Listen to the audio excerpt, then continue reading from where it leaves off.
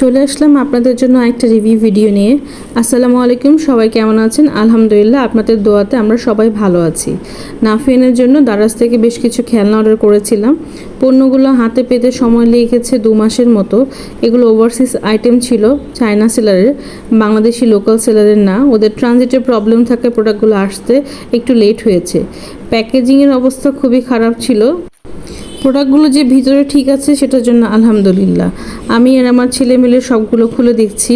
তার জন্য musical mobile order করেছিলাম, মন্টেসরি টয় অর্ডার করেছিলাম, ম্যাথমেটিক্যাল চশমা ছিল, প্রজেকশন ফ্ল্যাশলাইট ছিল। আলহামদুলিল্লাহ প্রোডাক্টগুলো সবগুলোই ভালো ছিল, কোনো পণ্য নিয়েই আমি ঠকিনি।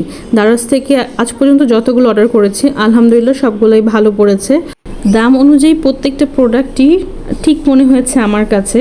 দারাজ থেকে প্রোডাক্ট কেনার ক্ষেত্রে যে বিষয়গুলো আপনারা লক্ষ্য রাখতে পারেন সেটি হলো rating, review, seller communication, shipping time, এগুলো লক্ষ্য রাখতে পারেন। এবং এগুলো যদি আপনি লক্ষ্য রেখে পণ্য পারচেজ করে থাকেন আশা করি কেউই ঠকবেন না। দারাজে সবসময় কোনো না কোনো অফার চলতেই থাকে। বর্তমান প্রোডাক্টগুলোর দাম বেড়ে গিয়েছে, আমি স্ক্রিনে আপনাদের সাথে শেয়ার করেছি। অপেক্ষা করুন, উইশ লিস্টে অ্যাড করে রাখুন বা কার্টে অ্যাড করে রাখুন, আবার যখন প্রাইস কমে যাবে অর্ডার করতে পারবেন। এটা কোনো পেইড প্রমোশন ছিল না, সম্পূর্ণ আমার নিজের অভিমত ছিল, কারণ দারাজকে নিয়ে অনেকেরই নেতিবাচক অভিমত আছে। সবাই ভালো থাকবেন। আসসালামু আলাইকুম।